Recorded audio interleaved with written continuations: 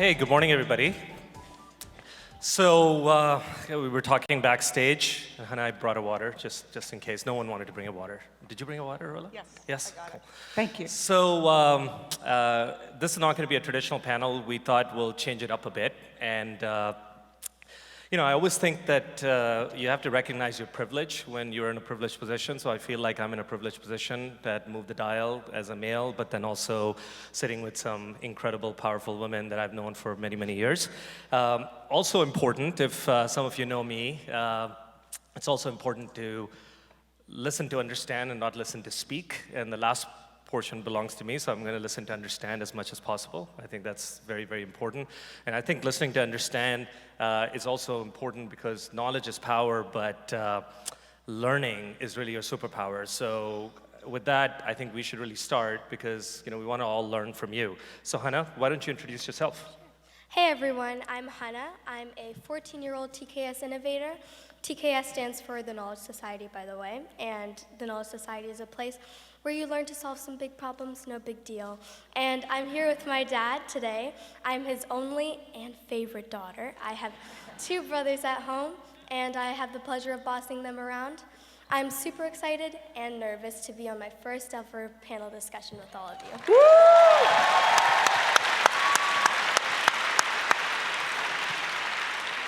Steph? How do I even follow that? Wow, 14. Good job.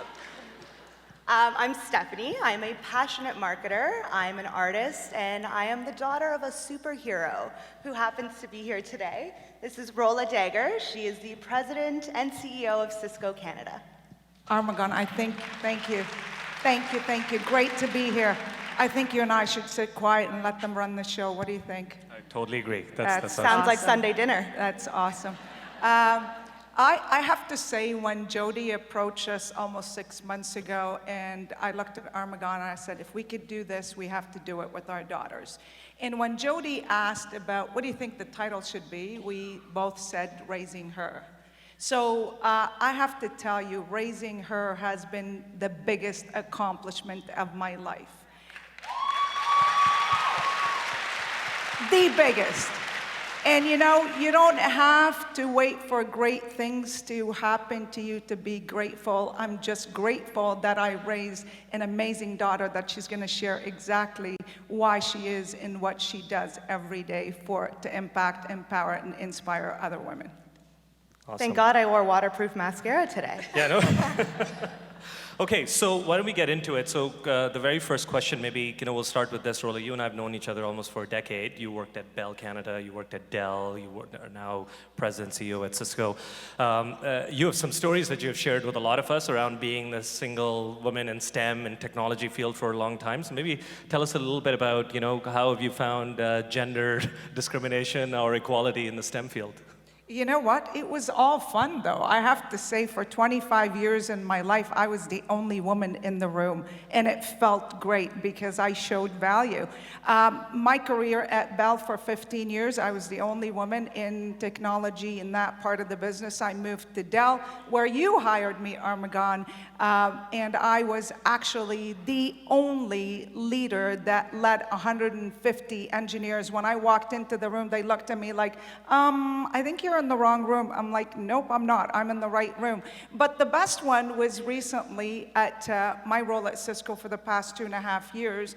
I was visiting with one of my male leaders, Western Canada, and they told them the CEO is coming for dinner, and it just happened that the restaurant owner was Lebanese, and I'm Lebanese.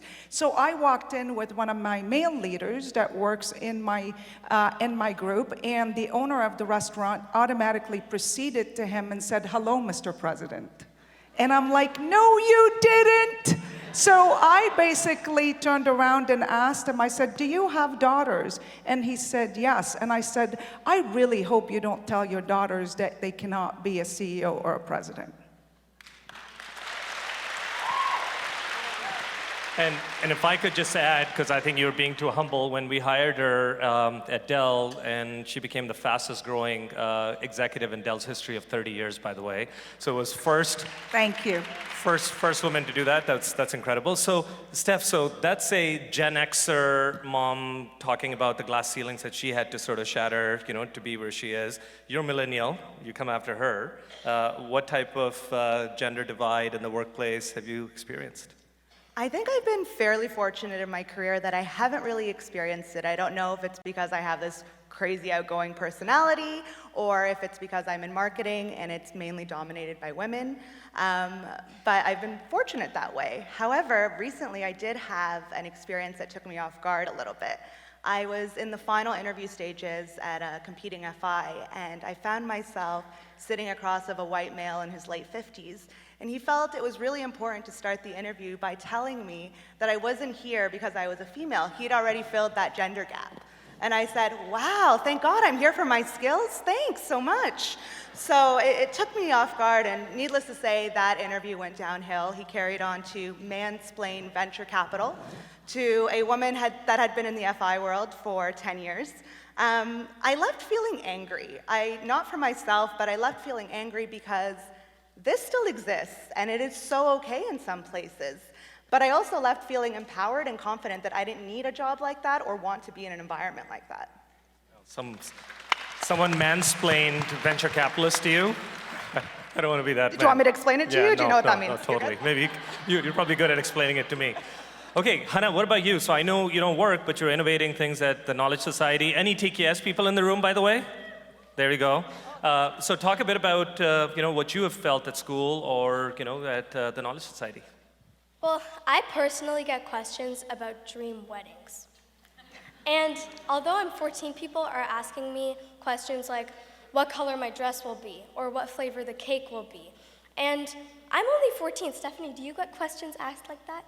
I think I'm too old for that now. They're just like, oh, so you're not getting married. And so it's crazy because I'm actually dreaming about something far beyond that. I'm dreaming about solving climate change using these exponential technologies. You go, Hannah! And even at school, some of the, mainly boys actually, whenever I talk about the technologies, they're like, what do you know? And then in my head, I'm just like, can you tell me a single bit about AI? I bet you can't. And then so it's really interesting when people ask me about dream weddings because I have a lot more in my mind. And did you know, by the way, that women influence 83% of all consumer spending? And in STEM fields, women only make up 10% of all the research and development engineers, meaning that 90% is all male. And so do people ever ask 14-year-old boys about their dream weddings? I don't think so. Exactly. Great work, Hannah. I usually don't use cue cards, but I was so nervous on this panel that I made sure that I have my shit together. So, so what about? I didn't, by the way. Don't worry, we're taking it easy on you. Okay, perfect. We had a pact backstage to take it easy. That's wonderful. Thank you, Rola. So, what about gender roles at home? So, I know, Rola, you always talk about, you're proud Lebanese and a grateful Canadian, and you're, one of 6 girls that your dad raised you. Maybe talk a bit about how, the culture plays an aspect of, gender divide in the home life. Absolutely. How many Middle Eastern people in the room? There you go. See, thank you. Welcome, ahlan wa sahlan. All right, so back home in Lebanon, when someone has 6 girls, it's like, maybe you should divorce your wife and get somebody else because she only has girls. That's what they thought back then. So my father, poor father, tried so hard and ended up with 6 girls, and he would look at in the town as poor man, what are these girls gonna amount to? But after so many years, he showed them what 6 girls superpower girls could actually do. And they're all, by the way, they're all badasses. I'm one of the calmer one. So I have to say, my father always taught me and taught all my sisters, because he didn't have a boy, that there's nothing you could do that a boy cannot do. Like, you could deliver anything you want. Don't ever feel because you're a girl you can't do it. So I didn't see it at home. I saw it in the community, in the culture, but not at home. And then my career at Bell for 15 years, and then at Dell, I started seeing it more and more, and it actually started impacted me in ways that, hey, I bring value, and I could actually show you what good is all about. Until one day, one of my leaders, I was having my year-end review, and he said, hey, Rola, by the way, just so you know, I think you're only successful because of your good looks. Whoa. And you know what my answer? I'll show you what good looks is all about. And I And did. you did. And I was a top performer for Bell, top performer for Dell, and here I am. Awesome, good for you. So, Steph, you come after her. She was basically raised with her dads as the Superman, right? But now you've had a Superwoman raising you as a single mom. So what type of, gender divide have you felt at home? In the household, I think it's two-part for me. I think the first part is the way you're raised, and the second part is the media that you're absorbing at a young age. So clearly was raised by a badass woman who was not only my mother, had to play the role of my father, and then morphed into my best friend, even at 30. And I think she instilled the sense of confidence in me that I could do and take on anything in the world, and there was nothing my brother or any other man could do that I couldn't do, which is exactly what she explained her father did for her. I recognize that that's a privilege, and it's not something that everyone is fortunate enough to be raised with. And I think that's important when we look at media that our children are absorbing. I think I was sick last week, and I was watching way more TV than I'd care to admit. And as You mean you were binge watching, Binge-watching. right? I mean, okay, fine, I was binge watching, whatever. It was the morning show. It was worth it, though. It was so good. Go watch the morning show, not a plug. Apple But- TV Plus, by the way. Do we work for Apple now? I don't know. But I realized that we still have cleaning supply commercials with women cleaning their homes in their Sunday best. I mean, ladies, do you all clean your house in your heels? Anyone? Sparkly heels. Oh yes, my sparkly heels. But I think that sparked something for me. When I look at my nieces and my nephews, it's what are those conversations we're having with them when they see things like this? It's not a girl's job, it's not a boy's job, it's a job. And I think if we start having those conversations at a young age, we start moving that dial much sooner, and we set ourselves up for success for the next generations. Amen thank to you. that. So, Hannah, so what I like about this panel, by the way, if you haven't noticed, is that Rola is a Gen Xer. Her parents were baby boomers, right? And then we have a millennial in Stephanie, and then we have a Gen Z or Gen Z in Hannah. So, Hannah, from your perspective, what do you see at home or your regular, day-to-day, from a gender discrimination? Yeah, so I'm sandwiched between two brothers, one who's 5 years older than me and then one who's 5 years younger than me. When my older brother was my age, right now he's 19, so when he was 14, he was able to take the public transit by himself to a friend's house in another city. However, for me, after seeing all the stories on the news, both my parents and I are worried about something happening. And so you might be thinking, Ubers can be an option. Well, the other day, my friend took the Uber, and she noticed that the driver was taking her off route and took her farther than where she actually needed to go. So she had to quickly call her parents, and everything worked out, just letting you know. So guess how many times my brother has taken the Uber? Many times. And guess how many times he's had to call my parents or he's felt uncomfortable? Never. 0. This even carries at school because when I'm walking outside of school property for lunchtime, I'm always with 4 or more people, and we always stick together. And we're always aware of our surroundings. I even actually have this app on my phone where there's an alert button, and you can press it, and then there's going to be a big sound that comes, and then it'll notify everyone. So I really think it's a human right, if you ask me, because we want everyone to feel equally safe. And my parents did a great job at raising my brothers and I in our household with no gender divide, and our chores are shared equally. Well, she just gave me a plug, by the way, so that's actually really good. It's so important. How many of you actually feel that way? Because I actually talked to a bunch of our millennials and Gen Zs, at our workplace at KPMG. We just came out with a diversity report. It was 54% women out of our 7,000 people, by the way, so we're super proud of that. But we have almost 60+% millennials, and a lot of the girls I talk to, they still have to have that app when they are walking in the alley and, somewhere just to be ready. Do you feel that? A lot of you have that as millennials? Yeah.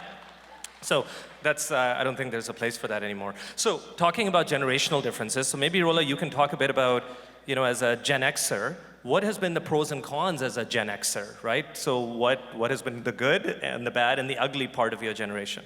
By the way, thank you for calling me old. I'm okay with it, though. I'm You not are old, sensitive. Mom. This is I'm what I not was afraid sensitive of. at all. That's why I brought cue cards, so I don't screw up. I'm not sensitive at all. 48 has never been better, by the way, so I love it and proud of it. So I will tell you, back then when I first started as a woman in the industry, it felt good in the old days. Like the good stuff that we actually talked to each other, we communicated. You didn't have that technology divide where people are kind of isolated. If you needed something, you would just reach over, you can go down for coffee, you can connect, communicate, and collaborate. That was good, and it was humble. It was really humble. People were humble. People loved to actually deliver values. Then you take it to, the bad is women did not have a voice, a strong voice, and women didn't have a seat at the table, period. And then you get to the ugly part where men these days still think and still feel that they could actually talk down to a woman and call women aggressive and call women passionate, too passionate, and call women bossy, right? Those are things that we are still facing today. So to me, it feels amazing to be a woman, but at the same time, we still have a long way to go. So in order for us to get to equality, last statistic is it's gonna take 108 years. I don't know about you guys, but I do not wanna wait 108 years. That's maybe Stephanie's kids will get there. Thank you, Rola. So Steph, from a millennial perspective, so give us the pros and cons of the millennials. Yeah, I think millennials have this negative connotation associated with them. And I get all of that, but I also think there's a lot of positive. That sense of entitlement that we are tagged with has also enabled us to have a voice and recognize that our voice is important and needs to be heard at the table. And if there isn't a chair, you bet yourself I'm dragging one to that table unapologetically and making sure my voice is heard. That's awesome. Thank you. Hannah, what about a Gen Z? Well, I really love having so much access to material. And information is at our fingertips now. Whereas back then, for you guys, there was no Google. The dial-up era? There was no Google or there was no Safari. So people had to physically get up and walk to the library to seek, to get an answer to one question. And I can just search something up in 1 second. When you search something up and it says found in 0.56 seconds? And so.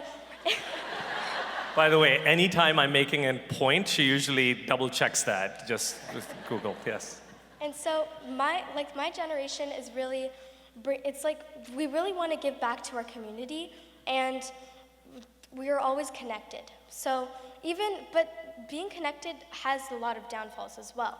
Even on social media platforms such as Instagram, people are trying to look like someone they're not, and are trying to have a sense of belonging and fit into society, and are trying to alter themselves to look like someone. And they're also we're starting to become really obsessed with their phones, where we can have a full-on conversation with someone on text, but then when we actually see them face to face, we can't say a single word. It's almost like a brain freeze. And so it can lead to mental health issues and social anxiety. And so, my generation is bringing in new jobs, and it's taking out some. In my eyes, I think that's a good thing, because we get a taste of some new jobs. And I also think that I have many people to look up to. Some are even here today. And my mom, my grandma, all the women in my family, have taken such big steps and bold steps and have taught me so much and have grown up to be entrepreneurs, which really inspires me to work hard every day. Excellent. Okay, so why don't we wrap it up by what's the last takeaway that you want to leave this audience with? I want to say that you know how we look at our generations in history class? We see that women were treated like property, we didn't get a chance to vote, and we were abused, and it was okay. Like, there were literally laws saying that it was okay. But we don't learn a single thing about how women actually came into power. There should be a whole other textbook, actually, dedicated to how women came into power, and it should be filled with details. Because I think everybody should know how strong we really are. And so there are 90 million Gen Zs all around the world. We can rewrite the books. I think we can make a difference. And did you say she's 14? She's 14. 14. Yeah. Obviously, she doesn't take after you. But there's a lot more knowledge. There's a lot more knowledge society people who are disrupting so many more things that are Hannah's colleagues here. So, Stephanie, what's the big just takeaway? quickly, I would say technology's done an incredible thing for us, but it's also made it really easy for us to be antisocial, whether it's Instagram or Netflix or Instacart or Uber Eats. I really don't have to leave my house unless my dog needs to go pee. So I would really urge everyone to work on those social skills, go out, network, because that EQ is something that a machine is not going to be able to take away from you when AI takes over. Okay, Rola, bring it home. So, life owes us nothing. Life is an opportunity for us to make the best we can out of it. I've been called bossy, too passionate, and I've been called aggressive. But when they tell me you're bossy, I always respond, I am not bossy, I am the boss. So, Yes. so ladies and gentlemen, learn it, earn it, return it, and always be you, because everyone else out there is taken. Let's go out there and move the dial. Woo! So thank you. So the takeaway is, I'm not bossy, I'm the boss. EQ is important, and then more importantly, go rewrite some books. Thank you so much. Thank To you. Hannah and Stephanie.